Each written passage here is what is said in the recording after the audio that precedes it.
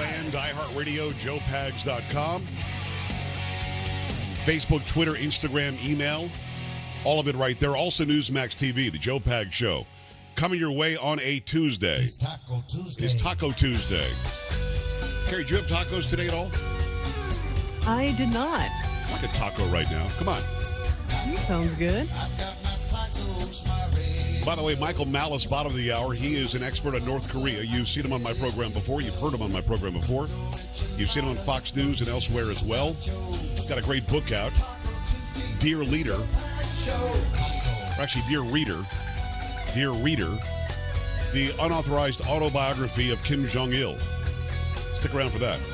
And quick break here. When we come back, it'll be Michael Malice right here about North Korea on the Joe Pags Show.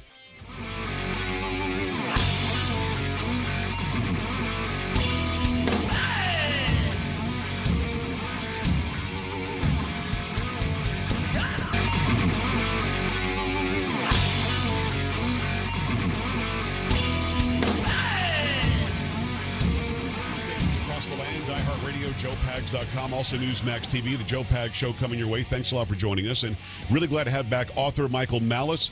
He, of course, has the book Dear Reader, the unauthorized autobiography of Kim Jong-il. How are you, Michael? I'm great, Joe. Really glad to have you back, man. So much has happened since we spoke, and we just spoke like a month ago. But so much is going on in North Korea. Let's start with Pompeo going over there. The CIA chief, but I guess he was going in the role of future Secretary of State.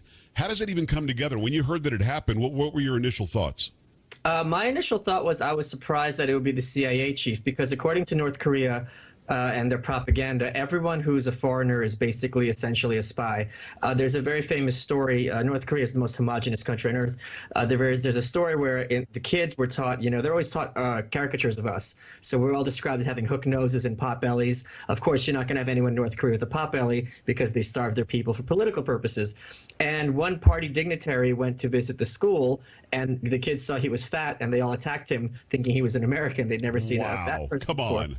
So nowadays they'll have to wait outside the library in the middle of the night to watch for American spies or go to their schools to look under desks for American spies. So the fact that Kim Jong-un is specifically meeting with the biggest American spy, the head of the CIA, I thought that was very unusual and very intriguing. One thing that I think people get wrong, they're like, well, this should have been the Secretary of State or should have been this or that.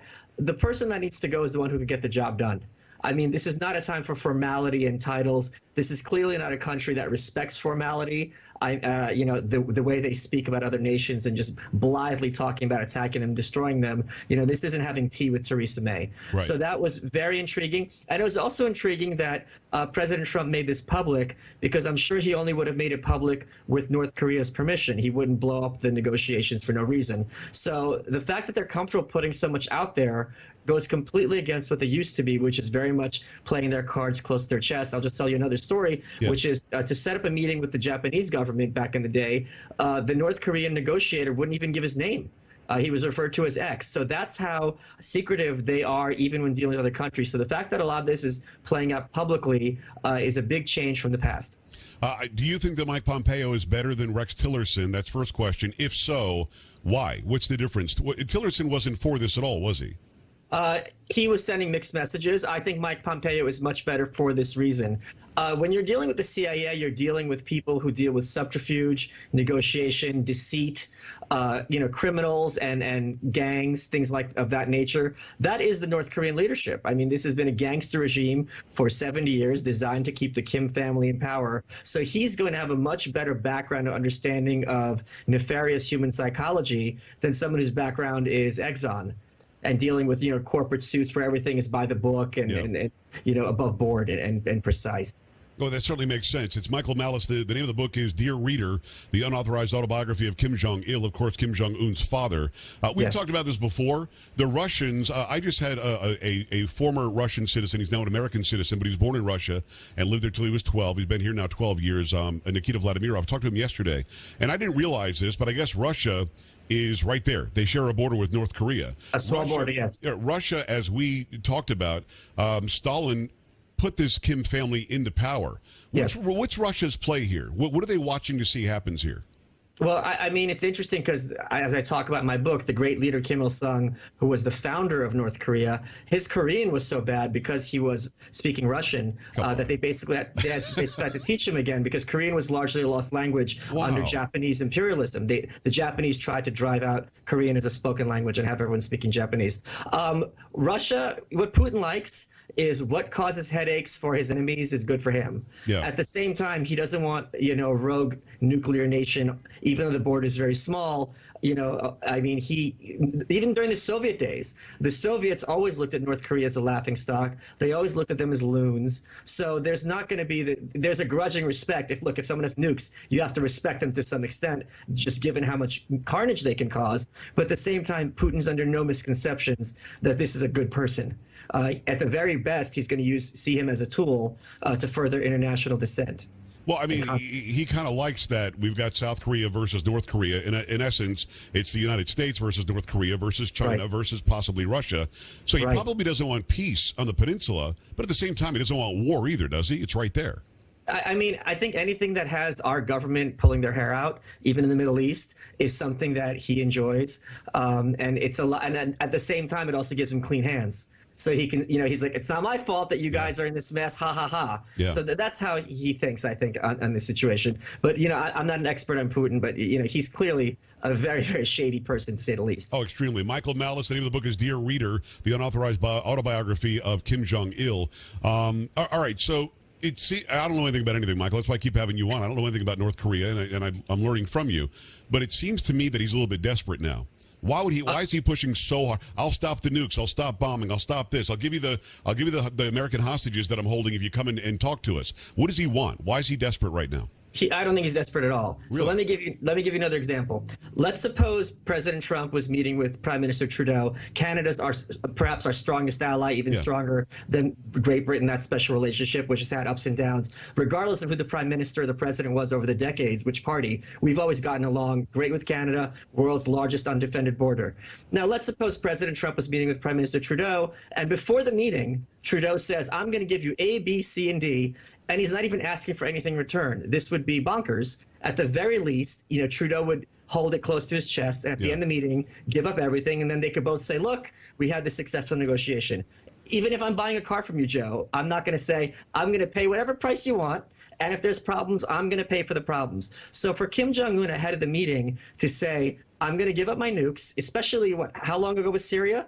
I'm going to give up my nukes, and it's okay for you to have soldiers in South Korea, which has been a sticking point for them since the Korean War, understandably. And I'm not really asking for anything in return. Before you even talk to us, this is clearly something that is not adding up.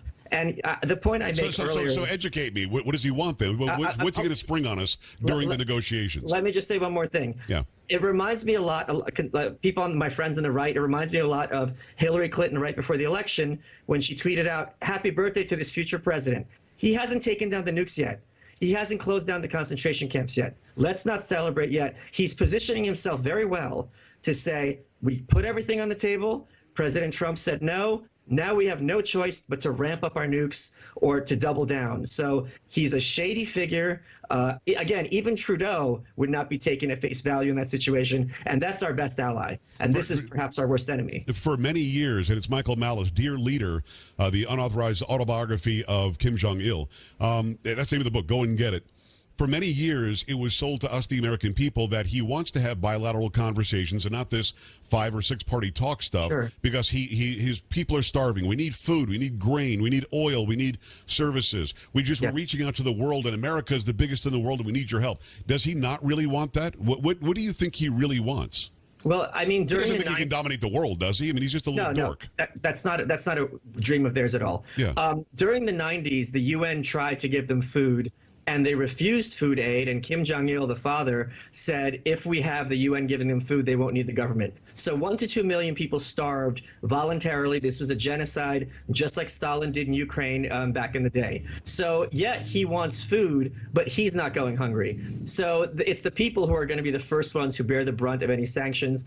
And in North Korea, food is distributed based on your loyalty to the government. So the people who are disloyal to the government are the first ones to starve. So, yeah, what it seems like he wants, and it's hard to tell, is more international respect to open up the country to some extent and deal with the world in a kind of 21st century way. But at the same time, once you open that door, his hold on power is going to be weakened because the North Korean regime is built on lies and propaganda. And once people start finding out that this family is a genocidal murderous family, it's very hard to maintain his office.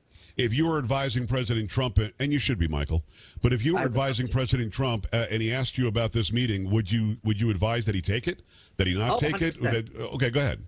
I would absolutely advise that he take it, and I would absolutely tell him the first thing to push for isn't necessarily the nukes, it's closing down the concentration camps.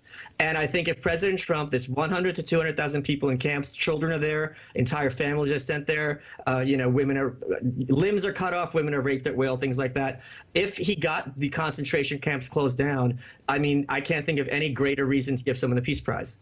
So that would be the first thing I would urge him to do, and to do it in such a way where they can save face and say this was their decision and not responding to American pressure. I don't care what reason they give as long as the people are freed. You know what I mean? If they want to call us names at the same time, close the camps, I'm fine with it. I'm sure you're fine with it. No, absolutely right. And I don't care what the reason is, as long as they're closed and people are saved and human rights are at least actually viewed in North Korea. It's sort of a China, North Korea, South Korea, Japan. Historically, this whole honor and respect thing is a big deal, isn't it? Oh, absolutely. And that's why it's also a big deal, a sign of weakness, that Kim Jong-il is going to another country to meet with President Trump. Kim Jong-un, excuse me. Kim Jong-il, his father, said, why do I need to go to other countries? Japan comes here, South Korea comes here, China comes here, Russia, comes here. I don't need to leave. And he correctly saw this as a huge sign of strength. We remember when they kidnapped Ling, that reporter, President Trump got on a plane to Pyongyang and kissed the ring, bowed down, and wrote a nice letter. And that absolutely was a sign of submission on our part. He did the right thing. He freed her, but that was clearly a power move on Kim Jong-il's part. And for him to be, Kim Jong-un now, to be leaving the country, that's clearly a sign of weakness and deference. We had a weak leader for 8 years. He apologized to the world. He wanted us to be lowered to the level of the rest of the world instead of bringing other people up to us. We now have a leader who shows that he doesn't mind dropping missiles on people who are doing bad things. Is the strength, or the words at least, the rhetoric of Donald Trump, is that playing a role here or not at all? It is, because that's how North Koreans' rhetoric is. So when you're negotiating, if two people are speaking the same vernacular, it's a lot easier to reach concessions and to reach agreement. And there's a very famous North Korean anecdote which shows how they think, which is the great leader, the founder, Kim Il-sung, is with his generals, and he says, what happens if the U.S. imperialists, that's you and me, Joe, what happens if the U.S. imperialists win? And the general's like, he will never win. We're going to win. We're going to win. And Kim Il-sung goes, well, what if we do lose? And no one knows what to say to him. And Kim Jong-il says, if we lose, we will destroy the world. And Kim Il-sung goes, spoken like a real supreme commander. Wow. So their mentality is, if we're going down, we're taking everyone with us. So when President Trump tweets out, I've got a bigger button on my desk and mine works, that is speaking effectively North Korean. And the idiot liberals in this country go, oh, no, he can't say that. How horrible is that he say he's going to be raining fire, which I think Truman said back in the day, too. It's Michael Malice. The name of the book is Dear Leader, the unauthorized autobiography of Kim Jong-il. Man, we could talk for like 7 hours, and I hope that we'll talk more often now as we lead up to these talks. I'm going to talk to somebody from the administration tomorrow and see what their thoughts on it. But I really love your perspective for having been there and for having studied this family for as long as you had. Michael, thanks a million. I really appreciate you. Great pleasure. Back after this in the Joe Pag Show. Stay right here.